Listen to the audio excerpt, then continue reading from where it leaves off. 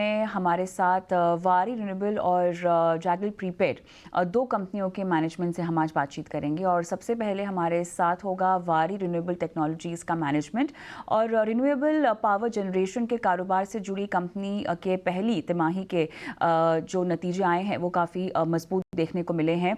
सालाना आधार पर बात करें, सालाना आय के आधार पर बात करें तो करीब 83% की ग्रोथ यहाँ पे दर्ज हुई है, जबकि मुनाफे में लगभग 208% का उछाल भी देखने को मिला है।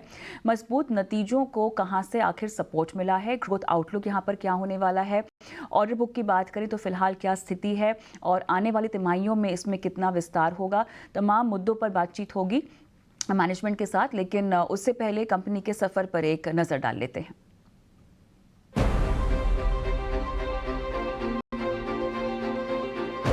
भारत के विकास की तेज रफ्तार से एनर्जी की मांग में लगातार उछाल देखने को मिल रही है। एनर्जी सिक्योरिटी और इको फ्रेंडली एनर्जी पर सरकार का लगातार फोकस बढ़ाने से new and renewable energy segment में बड़े मौके बने हैं।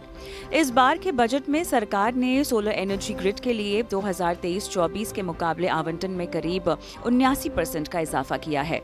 पीएम सूर्य घर मुफ्त बिजली योजना के तहत हर घरों में सोलर पैनल लगाने के लिए सब्सिडी दी जा रही है। ये सारी कोशिशें रिन्यूएबल एनर्जी सेक्टर में काम कर रही वारी रिन्यूएबल टेक्नोलॉजी जैसी कंपनियों के लिए किसी बिग बूस्टर से कम नहीं। 1999 में बनी वारी रिन्यूएबल टेक्नोलॉजी देश की लीडिंग रिन्यूएबल एनर्जी कंपनी है, जो वारी एनर्जी के तहत रिन्यूएबल पावर जनरेशन और सोलर मॉड्यूल्स के कारोबार से जुड़ी है। इसमें सोलर सेक्टर के इंजीनियरिंग, प्रोक्योरमेंट और कंस्ट्रक्शन सर्विसेज शामिल हैं। कंपनी के कारोबार का कई देशों में विस्तार है। कमर्शियल और इंडस्ट्रियल समेत इंडिविजुअल कस्टमर सेगमेंट में कंपनी का फोकस लॉन्ग टर्म इन्वेस्टमेंट पर है।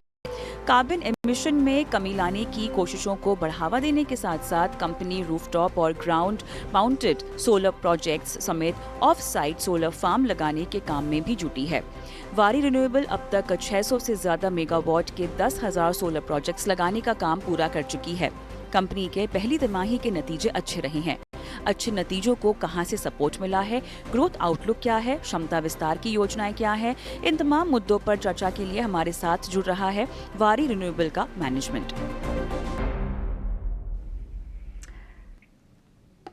चलिए तो यहाँ पर अब जुड़ते हैं हम मैनेजमेंट के साथ और बातचीत करते हैं। इस बीच मेरे ख्याल से एमएनएम के पहली तिमाही के नतीजे भी आ गए हैं और उन नतीजों को भी हम जो है एक बार एड्रेस करना चाहेंगे। मुनाफा जो है यहाँ पर 5.3% घटता हुआ दिखाई दे रहा है, लगभग 2613% ईयर ऑन ईयर आंकड़ा आता हुआ दिखाई दे रहा है। एबिटा 15.9% से बढ़कर अब 16 करोड़ पर यह आंकड़ा। आय में इजाफा हुआ है 27,133 करोड़ के आसपास का आंकड़ा। लेकिन जहां पर मुनाफे की बात है तो वहां 5.3% की कमी दर्ज होती हुई। फर्स्ट सेट ऑफ नंबर्स में एबिटा मार्जिन भी आता हुआ दिखाई दे रहा है, जहां 14.6% से बढ़कर 15.2% ईयर ऑन ईयर ये आंकड़ा अब आता हुआ दिखाई दिया है। और इसका विश्लेषण करेंगे हमारे एक्सपर्ट के साथ क्लियरली और देखेंगे कि किस तरह से और भी नंबर्स में कितना इनलाइन है और कहां पर मिस हुआ है। लेकिन उस बीच हमारे साथ जो लाइव मैनेजमेंट जुड़ गए हैं उनकी ओर हम रुक करते हैं और उनसे बातचीत शुरू करते हैं। दिलीप पंजवानी, सीएफओ वारी रिन्यूएबल हमारे साथ जुड़ चुके हैं और आपका बहुत बहुत स्वागत है हमारी इस खास पेशकश में।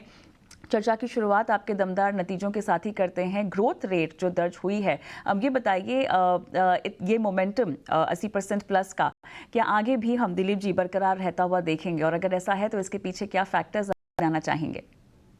गुड आफ्टरनून कविता जी, और बहुत बहुत धन्यवाद हमें ये मौका देने का, हमारे स्टेक होल्डर्स को समझाने के लिए। जैसा कि आपने सही कहा कि ये ऑलमोस्ट हमारा जो ग्रोथ है वो डबल हुआ है। 83% ग्रोथ है टॉप लाइन में और 3x ग्रोथ है हमारे एबिटा में। बट ये आप अगर हमारे नतीजे ईयर ऑन ईयर कंपेयर करेंगे तो ये हमने हरदम परफॉर्म किया है। ये ऐसे हुआ है चलते कि गवर्नमेंट की जो पॉलिसी है एनर्जी ट्रांजिशन में सोलार पे जो फोकस है उसके चलते हो रहा है। जी, मार्जिन्स की अब बात करते हैं, थोड़ा सा हम बारीकी में जाते हैं नतीजों को लेकर।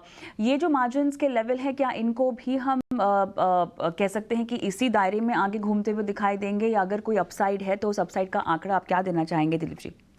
मार्जिन आप देखिए, हमने हरदम इंडस्ट्री को आउट परफॉर्म किया है, बट हमने हरदम यही कहा है कि हमारी जो मार्जिन है वो 13 से 15% के बीच में होनी चाहिए।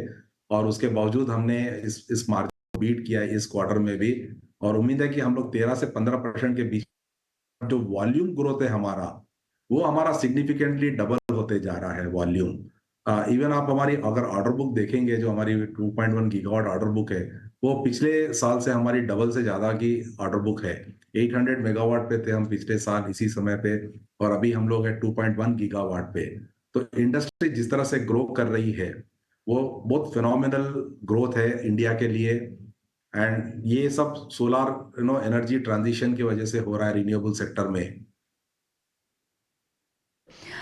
थोड़ा सा यहाँ पे ओवरऑल जो आपकी बिडिंग पाइपलाइन है उसके बारे में हम बात करना चाहते हैं, क्योंकि ऑर्डर इनफ्लो क्या क्या अभी तक है, ज़रा बताइएगा। जो बिडिंग पाइपलाइन है वो काफ़ी रोबस्ट दिखाई दे रही है, लगभग 15.5 गीगावाट जो कि अनएग्जीक्यूटेड है। और उसके अलावा जो रीसेंट ऑर्डर विन्स हैं उसमें भी कई सारे नाम शामिल है जिनका एग्जीक्यूशन शायद 9 से 12 महीनों में होगा। ज़रा इस पर क्लैरिटी दीजिएगा। करेक्ट। सो बिडिंग पाइपलाइन आप देखिए, वो भी हमारी ऑलमोस्ट डबल हुई है। लास्ट टाइम हम 7 गीगावाट चेस कर रहे थे तो हमारा 800 मेगावाट का बिजनेस था। अभी हमारा 2.1 गीगावाट का बिजनेस है तो हम 15.5 गीगावाट चेस कर रहे हैं ये बिजनेस। तो सेक्टर में आप देखिए, पहला ग्रोथ तो ये है कि गवर्नमेंट की जो पॉलिसी है, वो 280 गीगावाट उनको इंस्टॉल करना है, जिसमें से सिर्फ 85 गीगावाट आज सोलर इंस्टॉल्ड है। तो 200 गीगावाट की तो अपॉर्चुनिटी 2030 तक अभी पड़ी है। सेकंड, गवर्नमेंट का पॉलिसी है जिसमें 50 गीगावाट हर साल उनको टेंडरिंग करनी ही है। उसमें से ऑलमोस्ट अगर आप विंड का निकाल दे तो भी 40-42 गीगावाट सोलर के उसमें आता है। प्लस कंपनी फोकस कर रही है हर तरह के प्रोजेक्ट पे, hybrid project, RTC project, best project. तो ये जो अगर 9 महीने में अगर हम पकड़े 2.1 गीगावाट का, तो लगभग 75% होता है। तो 2.1 गीगावाट का ऑलमोस्ट हम लोग को अभी 9 महीने में 1.8 गीगावाट हमको और करना है। 200 मेगावाट हम कर चुके हैं इस क्वार्टर में। तो लगभग 2 का हमारा बिजनेस हो जाएगा इसी साल में, फर्स्ट क्वार्टर पकड़कर। तो ये ग्रोथ रेट तो हमारी अभी मतलब काफी रोबस्ट, जैसा हम कहते रहे हैं कि हमको जो पॉलिसी सपोर्ट मिल रहा है उसके कारण हम हमारी जैसी ईपीसी कंपनी प्रोग्रेस कर रही है। ऑलराइट, ओवरऑल रेवेन्यू ग्रोथ की अगर हम बात करें तो किस तरह से आप इसको आंक रहे हैं? ओवरऑल रेवेन्यू पोटेंशियल की अगर हम बात करें तो यहाँ पर कहाँ कितना आपको आता हुआ दिखाई दे रहा है? क्योंकि अर्लियर मेरे ख्याल से ओएनएम मार्केट में एक्सपेंशन को लेकर भी कंपनी की तरफ से हाईलाइटेड हुई थी बातें, तो अब इस तर्ज पे क्या आप आगे बढ़ रहे हैं?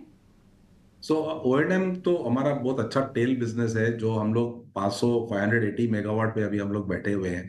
हमारा जो एग्जिस्टिंग ऑर्डर बुक है, वो हम कंप्लीट करने के बाद 9 महीने के बाद हमारा जो बैलेंस बचा हुआ है वो 1.5 गीगावाट है। एंड ये हमारा बाकी का बिजनेस जो बाहर से आएगा वो बगैर पकड़े हुए है। तो 2 गीगावाट तो ओएनएम का ही हो जाएगा। बाकी अगर आप ग्रोथ रेट की बात करें तो अब मैंने पहले भी आपको बताया कि हम हर साल अपने कंपनी को डबल कर रहे हैं। फर्स्ट ईयर हम लोग 125 करोड़ थे, फिर हम लोग 325 करोड़ पे गए। लास्ट ईयर हम 870 करोड़ पे थे। इस बार अगर आप हमारा 2.2 गीगावाट का जो हम लोग बोल रहे हैं पकड़ेंगे, तो वो तकरीबन अपना बिजनेस 2400 से 2500 करोड़ का होता ही है। तो दिलीप जी, यहाँ पर हायर ग्रोथ ईपीसी सेगमेंट में है, एक्सपेंशन ओएनएम मार्केट्स में है जो कि इनलाइन है, लेकिन ग्रीन हाइड्रोजन प्रोजेक्ट को लेकर आप कैसे आगे बढ़ रहे हैं? ज़रा इसकी प्लानिंग बताइएगा।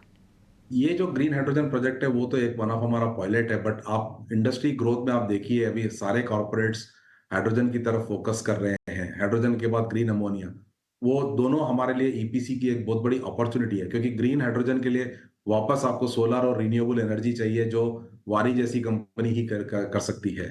तो वो एक बहुत बड़ी अपॉर्चुनिटी है। उसके अलावा जैसे मैंने कहा आपको कि अभी आरटीसी की अपॉर्चुनिटी आ रही है, बेस्ट अपॉर्चुनिटी आ रही है, हाइब्रिड की अपॉर्चुनिटी आ रही है। ये सारी अपॉर्चुनिटीज हमारे लिए एक बहुत बड़ी अपॉर्चुनिटी है। ये तकरीबन यहाँ से समझिए आप 2030 तक इटसेल्फ ये 10x की ग्रोथ की अपॉर्चुनिटी है। कस्टम ड्यूटी में बदलाव किए गए हैं जहां तक बजट की घोषणाओं की बात है। आपका रिएक्शन इस पर, और साथ ही कंपटीशन को लेकर फिलहाल क्या स्थिति है इंपोर्टेड प्रोडक्ट्स की अगर मैं बात करूं तो? हम हमारा बिजनेस जो है वो इंपोर्ट वगैरह में नहीं है, हम लोग तो ईपीसी प्लेयर हैं। तो हमारे लिए तो ये एक बड़ा प्लेटफॉर्म है। जो डेवलपर्स को इनसे बेनिफिट मिलने वाली है वो हमारे फेवर में आने वाली है, क्योंकि ये इनको जब काम आउटसोर्स करना पड़ेगा तो they will choose companies like वारी।